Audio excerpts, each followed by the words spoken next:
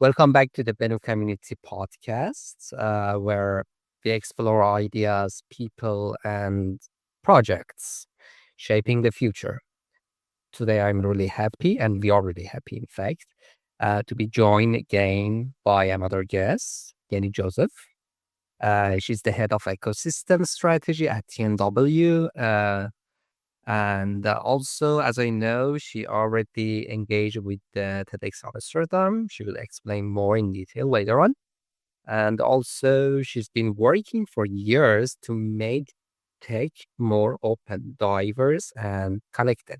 Today, Majid also joined me as a co-host, my co-founder, and of course, today my co-host at this episode for talking with Yeni.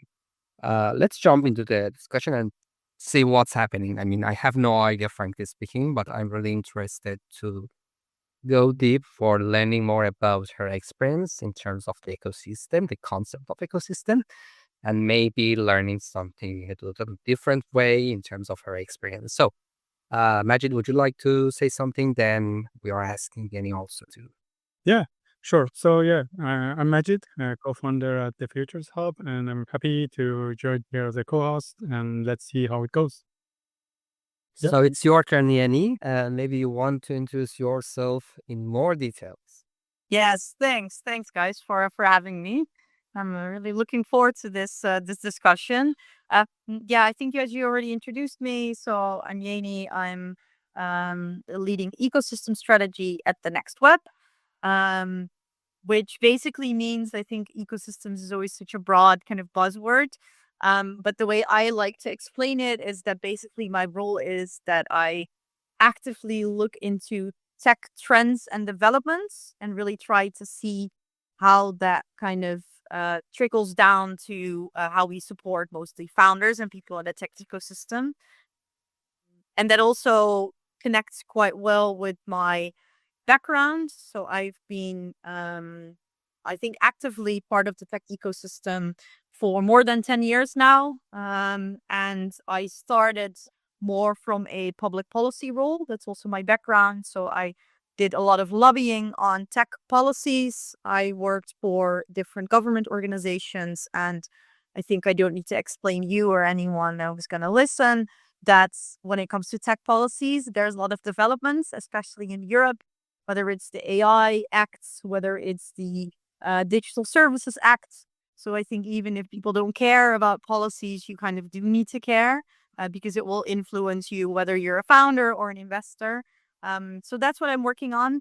And then the other role or kind of hats that I wear is that I'm also the chair of the board for TEDx Amsterdam. I think most people will know TEDx from a lot of inspiring videos. And my role as a board member is to make sure that TEDx Amsterdam does really well, that we organize our events, that we find really cool speakers. And I think it's also pretty cool. Something that I do want to mention is that with TEDx Amsterdam, we're the only TEDx brand, as far as we know globally, that has its own impact program, because we also believe it's not only about showcasing speakers, but it's also about finding cool stories and building a pipeline of talent. And with the Impact program, we kind of provide, I would say, a mini accelerator program for impact founders, and then really guiding them through that process to then eventually also help them to get on stage. Nice, great. But before moving forward, would you like to explain a little bit more what TNW is? Yes, very good one. Yeah, so the Next Web is it's always difficult, I think, to capture it in one word.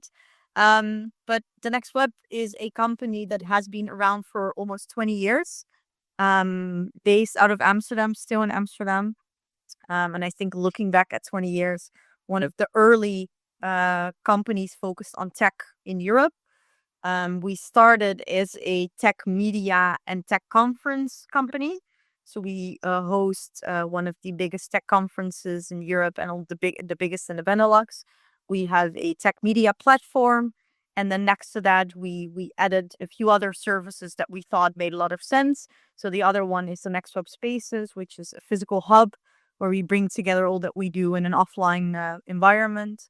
And then we also work a lot with corporates and with government, with really to help them understand tech trends and developments and how that influences the way they do business.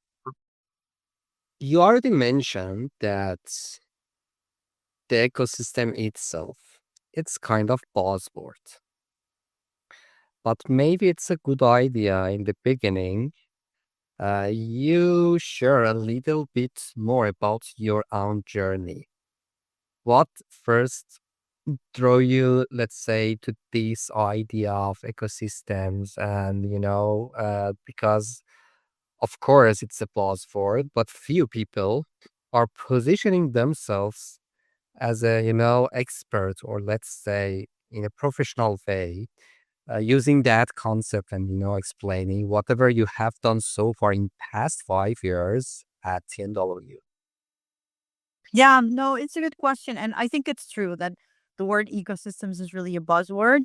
I think it starts maybe with explaining a little bit how I see what an ecosystem is. So I think just like how an ecosystem is in nature, it's about the different identities and roles that we all have and how that together creates an environment in which hopefully companies and people can thrive, right? So I think when it comes to an ecosystem, in tech, it's about, first of all, we need founders, we need people with great ideas.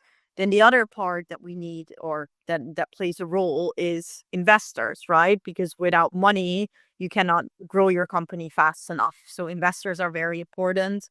Another one in there that, well, and I think this is where opinions are divided. Some people love them, others hate them.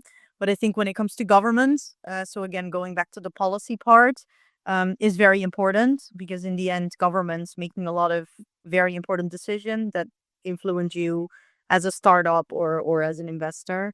And then I think there is also a role, for example, for corporates, because in the end, they are the ones that are very established, but they also need to innovate. So I think those are some of the key roles. And then next to that, of course, you have what I would call ecosystem supporters, which could be like accelerator programs or like certain experts. So I think that's how I see the ecosystem. And bottom line is about how can we make sure that all those different actors work with each other in the most effective way. And that's an ongoing process, right? Like things change, the ecosystem changes, policies change. And then when I reflected back to my own background, so as I said, my career started from a government side, where I started working for the foreign investment department for the Dutch government in the US. So that was really about how can we attract US companies to set up the European headquarters, and why would they choose the Netherlands over another country. Um, and from there, then I worked a bit more with the government here in the Netherlands. And then after that, I joined the association for the digital industry. So to really lobby for companies on certain tech policies. Um, and I think, yeah, and then I moved to the Next Web, which is, of course, is a private owned company, commercial company. So that's why I do feel, and I mean, I'm definitely not sure, not there yet, but that's why I do feel that I have experience in a lot of these different type of roles. So from the government side, from a commercial side, from more of a lobbying side. Um, and I always say, like, this whole ecosystem, and especially when it comes to the policy part of it, I always say it intrigues me and it also annoys me at the same time, because I feel the problem or the hurdle that we're taking is that they all speak such a different language and they all act at such different speed. And that's where I do feel I could add value by letting them. Actually, I sometimes say my role is actually to help them translate to each other, to kind of speak the same language again. So that's really how I see my role. Really, sometimes it's translating into the kind of language of the other party. So, meaning what I see now in terms of, I mean, engaging in the concept of ecosystem, maybe we can mention stakeholder engagement is one of the main part of whatever you are doing in your daily activity. Yes, definitely. And I think to add to that, um, I think first of all, it starts with understanding who those stakeholders really are. And funnily enough, it's also about knowing where to find the stakeholders. I always find it very fascinating, especially when I was more in a lobbying role, that sometimes governments come up with certain policies and regulations. And I think you can speculate a lot about whether certain regulations are good or not. I think that's not really where the discussion should go. But I think it's not so much whether they're good or not. It's more about who are you making part of the process of creating those regulations. And that's what always very much intrigues me, that when it comes, I don't know, to a certain ministry that is then working on a regulation, that sometimes when you ask them, there's always this part of like the consultation phase of regulations. And then when everyone approves, you go into implementation phase. But it always intrigues me so much that when it comes to especially the consultation phase, a lot of times they literally skip the whole part of actually sitting around the table with founders who are going to be impacted by this regulation. So that's, I think, something where you need to understand, like, first of all, who are the stakeholders that are going to be involved? And also, where are they, and how are you going to involve them? I think a really good example is, especially when it comes to EU policies and regulations, the kind of standard process is they put out like a draft version of a regulation, and then they publish it online. And I mean, I'm not joking it. Sometimes it's like more than 100 pages of just one regulation. And then they put it out, and then they ask the ecosystem for input. So they basically say, hey, can you read those 100 pages and then let us know what you think? I mean, we all know founders are never going to do that. Whereas it's super important for them to provide input at this stage. But so I think it's also about what's the right concept of asking them for input. Where I think with founders, it's more about, hey, you want to talk to another founder who maybe already raised funding and now understanding how this new regulation could impact you raising funding, right? Instead of needing to read a 100-page document and just putting a few bullets. So yeah, I think that's kind of where we need to look into more. Like, who are those stakeholders, and also how do you engage them? You mentioned the role of governments, investors, founders, corporates, all different stakeholders, let's say. If you look at the Dutch or European ecosystem today, um, it seems we are not just focusing in this region. Lots of things also happens some other part of the world, and sometimes much more faster, maybe smoother, and the things like that. I know you worked in some other countries in different settings, not just in the United States. I'm not sure, but also I think in one or two more countries, as I remember, based on your profile. If you look at the Dutch or European ecosystem, as I said today, which of these groups I mentioned and you mentioned think needs to step up the most to, I mean, really make the system thrive? Because if they are not thriving, they are losing the game sooner or late. Yeah, true. Well, it's a good question. So maybe this is a bit of a boring answer, but I think it's all of them. But to highlight, I would say what I mentioned before, governments, 100%. And again, probably because I'm biased here as well, because I've been on that side. So I've really seen it from within.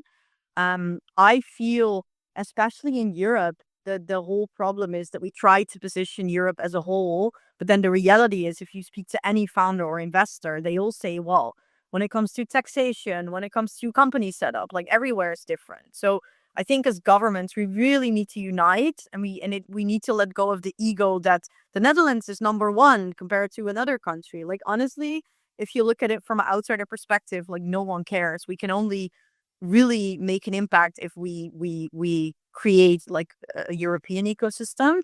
So I feel, and I still see it every day, that all those government and policy leaders, they all focus on their own countries instead of the continent as a whole. So that's something really uniting as Europe. Um, and I think the other thing is also when it comes to founders. I mean, I feel personally that one of the like there's some great ideas and great talent, right, in Europe and in the Netherlands. I mean, don't get me wrong, but I do feel, and there's a lot of research on this, that because actually we have it so well in the Netherlands, and the ecosystem, like the country and the ecosystem is actually very comfortable. We do miss a bit of the urgency of really building companies and really going hard, so to say. And that's where I think if you look out, like outside of the borders, to other countries where there's more urgency, where people also know the only way to survive, the only way to feed my family, the only way to create a future is by building this company. And I really believe in that.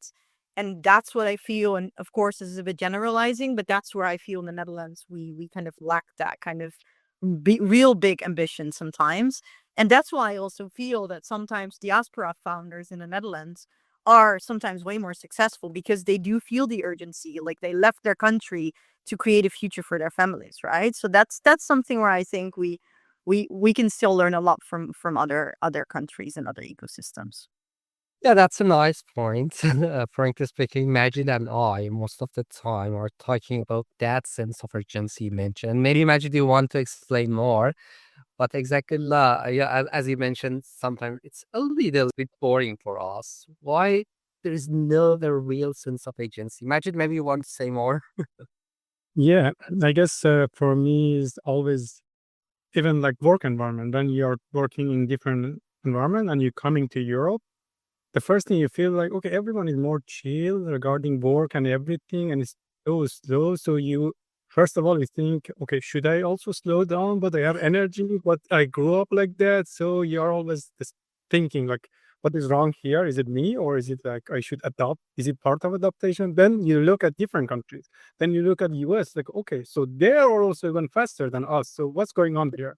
So it's the same about like starting the business. You think when for us it's not just we are starting to compete with Europe even, or you're here, but you see they are coming. US is moving pretty fast, China is moving pretty fast, so you cannot just think local. Yeah, I do agree with that. Yeah. So, what we can learn in terms of your experience, because however, for past few years, you have been working in the Netherlands. Back to the points you mentioned so far, and also the point Majid mentioned. If you're looking to other, let's say, ecosystems or other regions, other parts of the world, what we can learn from them, because now we are in this ecosystem. I mean, Majid, I, and you, all of us, in different roles, we are trying to do something, bringing somebody. If you want to share two, three main, let's say, lessons learned from their experience for applying in this ecosystem, what it would be? Well, I think it goes a bit back to the point I made earlier. Let's not reinvent the wheel. I think there are so many very goodwill type of initiatives on how can we create more funding, how can we bring founders together, and but I think like a lot of these initiatives are not new, but I feel on like a country level, we try to say, oh, we created this or we were the initiators. Where to be honest, in the Netherlands, like if we look at, for example, what's happening in France, there are some great initiatives. Like why not find ways to collaborate instead of trying to copy paste and try to do our own thing and needing to start from scratch? And I think also sometimes making choices. I think we can be good at every technology in every industry. I think we just need to be honest and say, well, maybe there are certain industries where we can really make a difference, and there are other industries where other ecosystems are maybe better or faster. I feel sometimes we try to do everything, and that ends up with us doing nothing. Maybe that's a bit negative, but I think it also has to do with how much money are we going to make available for this, right? So a lot of times it's a lot of goodwill, but in the end, let's be honest, we also need money for this. And I feel especially in the Netherlands, we need to be honest that we don't have the same budgets as France or as Germany or as the UK. So we need to find other ways to create a thriving ecosystem. And I feel it's by collaborating more with existing initiatives instead of trying to put the money that we have and creating something from scratch. Because in the end, like I always like that saying when they say that tech doesn't know borders, right? I mean, we know borders, but in the end, tech doesn't. So I think we should also create a bit more of that mindset ourselves. Interesting. So, because you mentioned fragmentation in Europe, so my question is like, if we could redesign one part of the system, like I don't know, taxation, startup visa, company setup, where would you start basically here? That's a really good question. And I know actually there is some great progress going on around this. The 28th regime, I think you've probably heard of it, where it's indeed about harmonizing and all of the things that you just mentioned. Yeah, I feel it's a very simple thing. I think it starts with the very basic thing of company setup, because the way a company is set up uh, influences everything that you do. It influences how you raise investment. It influences how you attract talent. So I would say company setup, and let's indeed create that initiative that's going on EU Inc. Let's really create a EU Inc. type of model.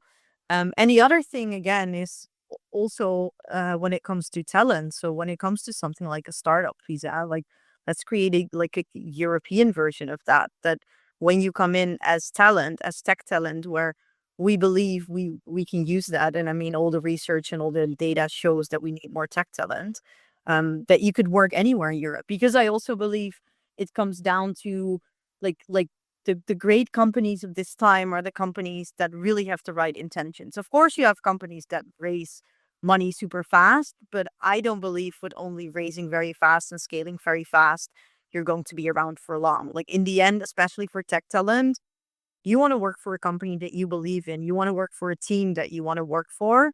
So I also think when it comes to something like a startup visa, in the end, you just want to work for a company that fits with you, right? Not only the company that pays well. I mean, it's nice for a few years maybe, but if you grow a family, or if I don't know, I think it's about you want to work for a company that does well. I'm not considering myself as a talent, but I'm really interested in working with talent, same as Majid. I have a question.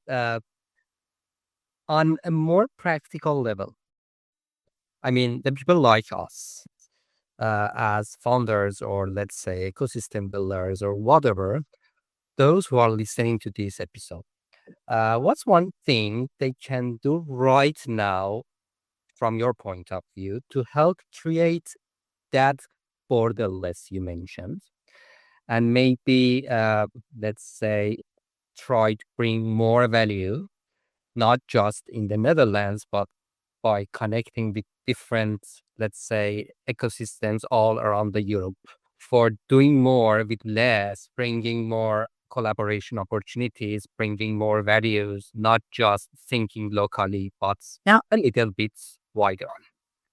well, it's a good question. So I personally think like some of the greatest talent that I've seen, especially while I was at TNW, are the founders who refer other people from the countries that they come from.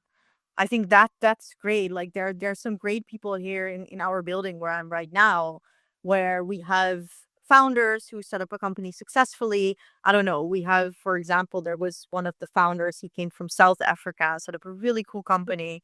And then at one point he was like, you know what? Actually, I know a lot of really good founders back home in South Africa who I think should come over. And the good thing with that is that like of course we get interest from all over the world, right? But it's always kind of difficult to think about, ooh, who are the people that we believe are a good match. But it's so helpful when there's other founders who know them from, I don't know, when they were younger, who went to school together, and then refer these people.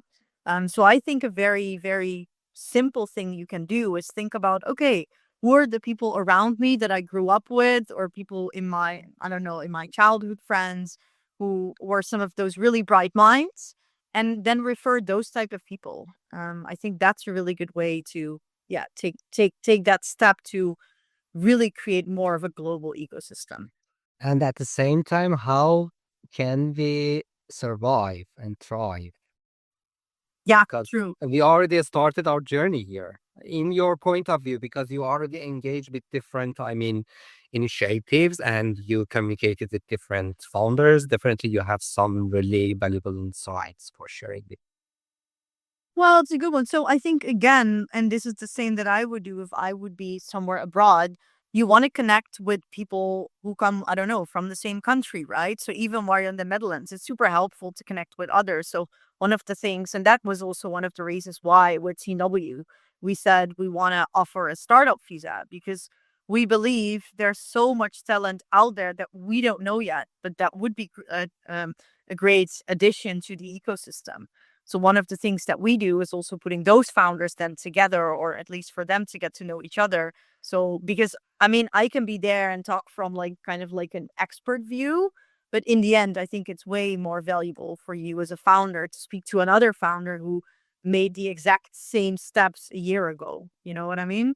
So I think it's also about asking those type of questions like, hey, can you connect me to someone who's been through this journey last year or like in the past? Um, those are very simple and easy things, but I still feel a lot of people kind of miss those steps, especially a lot of founders who are so busy with building their company, which I completely get. But I think there's so much you can learn from just having a coffee or a drink with a fellow founder who just shares their own journey. And I think, and that's something I also really like about my role being part of TNW, being part of that ecosystem, that you can really find those stories and then connect those people to just talk to each other. Do you have any specific initiatives within the TNW for providing these kind of opportunities for connecting people internally or even outside? Because, frankly speaking, the culture of our company is kind of distributed remote first, meaning Majid is living in Amsterdam, I'm living in the north of the Netherlands. We are remote first, but at the same time, he's going there. I'm busy with the startup ecosystem here in the north. And interestingly, I see few connections between the startup ecosystem in the north and the startup ecosystem in Amsterdam. That's why maybe, I mean, most of the things I'm learning about TNW is coming from my connection with Majid. Or if he knows something about the north and the startup ecosystem here, it's because of me. Yeah. This is just by chance that we experience something like that, or you have found something the same in terms of, interconnection, or let's say, I mean, bridging between different startup ecosystems locally, even within this country. Do you have any kind of initiatives for bringing more opportunities for connecting with different dots, or maybe, I don't know, kind of collaboration opportunities or whatever like that within the TNW?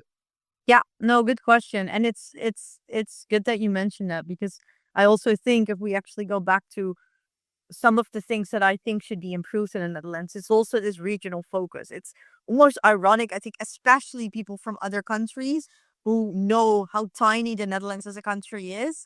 And they're almost laughing, like, really? Like, why are, like, even within the Netherlands, all these regions so different?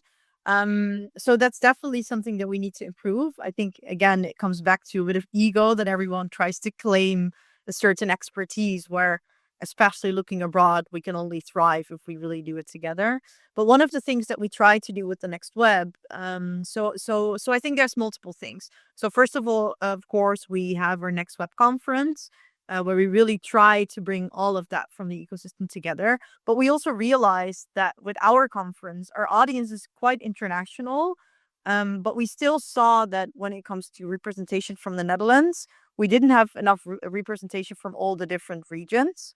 So one of the things that we've been doing in the past years is a concept that we call Road to TNW, actually very simple, where we say leading up to the conference, we go ourselves to the different regions in the Netherlands, where we then find the most promising startups from that region, and bring them to the conference. So we actually did a collaboration with the city of Groningen in the north, where we selected a few of their companies together with them, and then brought them to the conference. We did something similar with Rotterdam. So I do think that's one way. Instead of us telling them you need to come to us, we also need to go there, right? So that's something that we try to do. And the other thing, as I mentioned, is something like a startup visa program, which is for us where some um, startup visa programs are really offered by like accelerator programs. So they take equity in your company and they help you to like grow your company. I think for us, like, we don't take equity in companies. We're not an accelerator. We also don't really have the ambition to be that. But again, for us, by offering a startup visa, we can grow the community with talent and people that we believe are a good fit. So that's another way, especially for non-EU founders, if they want to come over to the Netherlands to build their company, they can apply for the startup visa program and become part of that community. And funnily enough, especially during COVID, what I saw was that there were quite some international talents who already had a job in the Netherlands, so they were on a highly skilled migrant visa. And after a few years in the Netherlands, they really liked being in the Netherlands, but they didn't want to work for an employer anymore. They wanted to start their own company. So I also saw quite some people, and I've worked with quite some people who already were in the Netherlands for a few years and now wanted to start their own company. So that's also another way of when you come to the country and you like it here, but you want to offer your expertise in a different way. So they switch. So I think that's also an interesting trend that we've been seeing. Maybe it's kind of surprising for you. I'm not sure. One of our very essential team members, I met him 2 years ago at TMW conference for the first time. Wow, that's nice. Via your application, just I sent them message and we had a short talk over there. And now Alex, he's one of our main team members, Nice. and he has a really critical role in our, Endover. And the second one, we have another example of what you mentioned, because maybe you know, Majid already worked via the HSM visa, and then he decided to switch to, the startup visa because he talked to me, okay, I had a plan, and then we started, and then, we approached TMW. Meaning at least in our, company, we have two examples of whatever you already done in terms of the TNW conference and the TNW startup visa you mentioned. So Majid, maybe you want to say something? Yes, me. Yeah, basically, so I was before Netherlands. I was working in Estonia also. So they're pretty promoting this stuff. But still, I feel like I hear it more often here in the Netherlands regarding this startup visa. So you hear it around more. And there I was working fine in the company, but it's still like I had the idea like I want to start my company. I have this project in mind, and coming here also for the past 2 years, I was like, we can do more. So especially when you work in the some work environment, you feel like we can do 10 times or 100 times more, and something is stopping you. So feel okay, let's start my own. But what's the possibility to do that? So it's like okay, there are some solutions. So that gave me okay. Now there is basically unlimited the things that we can do. It's up to us. So that was very interesting. That the experience of me actually was like that. Yeah. Yeah, it's nice. And I think yeah, I've actually heard quite a few stories and more like this. And also what you said about like meeting your core team member at the conference. I think eventually these are the things why we're doing what we're doing. And it's also kind of funny because it's really difficult to capture that value, right? So also one of the things that we're doing now more is really looking back at who are our alumni companies or alumni kind of like key figures and really hearing from them like, hey, a few years ago this is where you were, where are you now, and where in that journey, like have we been part of that journey? And then when you start asking that, there's so many really cool stories that you hear. And I think, again, that comes back to really those kind of founder stories and core team member stories of those very critical moments where you don't realize that it was that critical only when you look back at it. Um, a really nice story that I liked was last year we were also doing an event where we invited some of our alumni members to kind of share where they were now, like companies like Picnic and Miro. They were all members at CNW. And then Andre, the founder of Miro, I interviewed him and I asked him like, can you share with us, like from a founder perspective, what was one of those very critical moments that were so key to your growth? And really we didn't prepare this, but his answer was like getting my key to the TNW office. And he was like, reason why was he was like, at that moment we weren't really big, but he was like, when I got that key and I walked into that office and I saw I was surrounded by all these talented people, he was like, that's when it clicked. That's when I knew, okay, I already believe in something and I need to work hard. But he was like, being surrounded by all those people who were like as ambitious as he was like, now I really didn't have a reason to like not do it. And I think it was so nice to hear that. I was like, it makes a lot of sense, but sometimes saying it out loud is super helpful. Yeah. I guess for me, it was the thing that I saw here comparing to Estonia was here the first, even before even joining, I was my job was starting, but like 2 months before, I came to actually TNW conference, and there I saw that, oh, there are so many startups here. So I was telling others, oh, there are many startups happening here. So you see these big events and give you an idea. Okay, startups are potentially here, which might be also there, but the thing is, you don't hear it that much as like a big conference happening there. It's just some startup, maybe their own corner, they're doing stuff, but that's brings the idea, hey, I can be part of it. So that's why I think, okay, this some stuff comes to your mind. I don't know, in a year, in a 2 years, you think, okay, now is the time to act because you heard it like 2 years ago. Yeah, true. And you know what I also think is so valuable and what we need to appreciate more is this urge for founders and I think also investors to give back. Because I think you will notice, I mean, I'm not a founder, so I can't speak to that, but you all kind of go through those difficult times. But then when you get to the point where you are successful or when you actually raised your round or when you got that big client and then being able sometime later to share back that process with others, that's so valuable. It's like now even that we're sitting here, one of the founders was passing by from La La Land, which is one of the companies that also started here, just like at a flex desk, like very basic. And earlier this month, they were acquired by another company. And Michael, the co-founder, I asked him like, can you please share your story of how you got to that acquisition with others? And that's so valuable, right? I mean, yes, it's good to speak to an M&A expert when you get to the point, but if someone like Michael, who's been through that process, who we all know has been working hours and hours and hours and nights on making this happen, and then it actually happens, I think that's so nice, and that also makes it so nice about this work that people really want to give back. We already discussed to try to stick to the time for around 45 minutes. And just now I realized that, wow, already we passed the time. But at least I have lots of questions personally. Of course, Majid want to ask more, but I have one main question because it's kind of main, let's say, focus area for me. And previous time, I mean, I mentioned all the time I'm thinking how we can, because there are, as you mentioned, there are lots of initiatives within the Netherlands. In the north, lots of things happening here.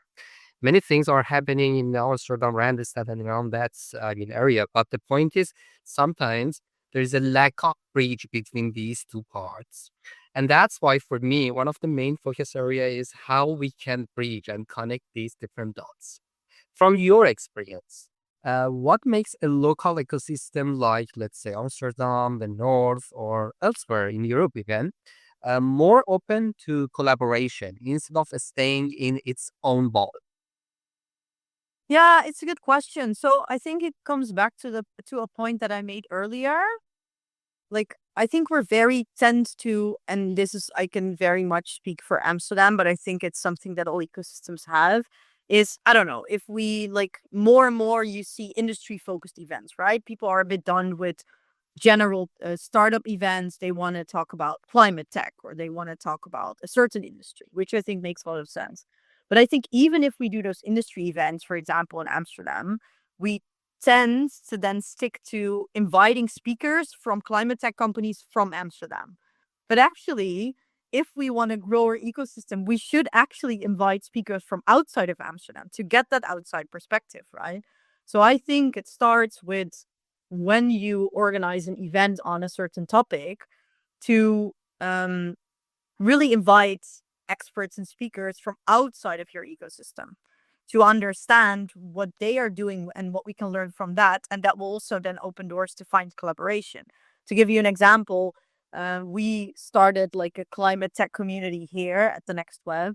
And one of the things that we did instead of trying to create something from scratch is we collaborated with climate tech cities from New York because we knew they were way more advanced and especially New York, like they're way more advanced when it comes to climate tech as well.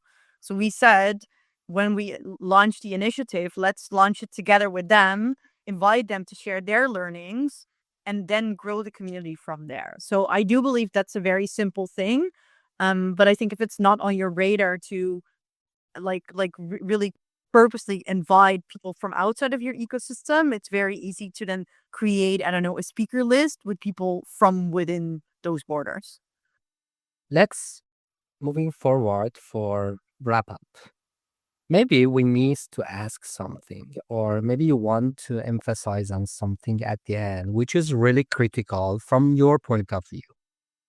Um, I mean, your approach could be towards, I don't know, the ecosystem builders, the investors, the founders, whoever. You can choose whoever you want. And if you want to share one main point from your point of view, what it could be. It's a good question. Um, well, not sure if it's very new, but I do think it's key to anything that we do. I feel that when it comes to create a thriving ecosystem, when it comes to accelerating startups or whatever you want to call it, I think it's all about understanding who your end user is. And also, like, for example, when it comes to governments, like understanding if you make a regulation, who you make it for. If you're a startup, understanding who your potential buyer is, right? So, and I feel really understanding who your end user is so key to success to whatever you do. Um, so that is something that I really think we should think more about. Something that I really like as an example is during the next web conference, I invited Mark Wietveld. He's the CEO of ARX, a defense tech company. I think there's a lot going on around defense tech. And I invited him because I mean I'm a huge fan of what he's doing and how he's growing the company. So I was really excited that he could make it. But it was so nice because I did an interview with him and it was actually a session for policymakers. And of course, like policymakers and defense tech. So it was a bit like, are we there yet? Do we want to talk about this? But the essence of the discussion I wanted to have with him was that I believe, and I think it's true, that the success of his company is because he understands his end user so well. Because the reality is he builds robots for battlefields. Um, but he has been in the army for more than 10 years. So he knows who he's building this for. And I really believe that that's the success of his company. And that was also my message to policymakers, like, please learn from how he understands his end user, because that's what you should do too. If you understand your end user, whether it's civil servants, whether it's startups, doesn't matter, that will really build onto the success. And that will also give you more respect in whatever you're doing. So that's something that I like, at least for myself, is always really this lesson.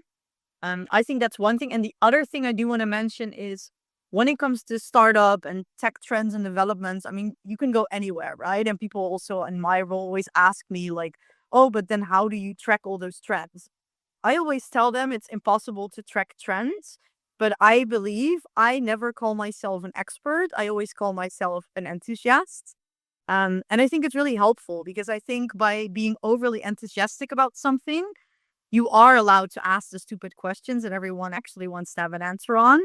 And I also think it makes you, like, if you don't claim to be an expert, people also kind of respect that you're just interested in a topic, right? So I always tell people as well that if you want to follow kind of trends, don't try to be an expert, but stay the enthusiast. And then maybe that will bring you into an expertise, which is fine. But I think by being overly excited about things, you can get a lot done. Yeah, that's pretty nice. And maybe I can ask one more question about the same topic. Basically, uh, this foreign those founders that coming out of Europe. So basically, the first year coming and they are getting to this community. So what do you suggest for them to know their customer, know the people, know the community, because they basically they don't have a network yet here. So who can help them? It's a good question. So I think there's a few things. First of all, again, if you're in a community like TW or at a conference, ask people around you. Like no one, barely no one will say, I will not help you. But I think it's more about having your question ready. So making sure you also did your homework with who's the other person and how can I make whatever I do relevant to them. So I think it's showing some genuine interest. Um, and the other thing is very simple, like go out there. I always tell people just go to those events. I mean, it has barely happened that I go to an event where I didn't come back home and think, oh, that was really not worth it. Like even for myself, I still try to tell myself to at least, and maybe now in summer, and it's not really true, but I would say almost every week I still go to a kind of event because I think it's so important to be there, to show your face. Sometimes it's to network, sometimes it's just to listen, to maybe be a bit of a fly on the wall. But I think it's about, yeah, going out there. Jenny, thank you for today for joining us. Of course, we have lots of other questions we can ask, but maybe next time we are inviting you for another session. I don't know, for another episode or maybe another talk, something like that, for sharing more insights and experiences as well. But I think today we shared lots of valuable things with us, including myself personally. I learned a lot, and of course, um, our listeners can listen this episode on different channels. We are publishing on Spotify, Apple Podcast, and other channels. And also, we are trying to share more insights and let's say summary of this episode on different social media channels ourselves. And of course, we are sharing your LinkedIn in the description. If they are interested, they can approach you, follow you on LinkedIn, and learn more about the TNW, the TEDx Amsterdam, and other initiatives you are busy with. Uh, if you have anything else, feel free to share with us. If not, we can just wrap up and ask you about your main takeaway from our today's conversation to, mention at the end. Great, thanks. No, yeah, I think we already discussed a lot, so I don't have much more to add. Just thanks for having me. And I think when we come to the takeaway, I think it's actually a very simple one, but a really nice one. That it's so nice also for me to hear from you that some of the things that we, in this case, as TNW, try to do is something that you literally experienced. So again, I mean, we didn't prep that part, right? But that's what I think makes it so nice. And I think why I like it so much is we all talk about tech and things getting more digital, but in the end, it's about human connections. And I think this what you mentioned as well, that really proves it. Thank you. Perfect. Thanks, guys. Thank you.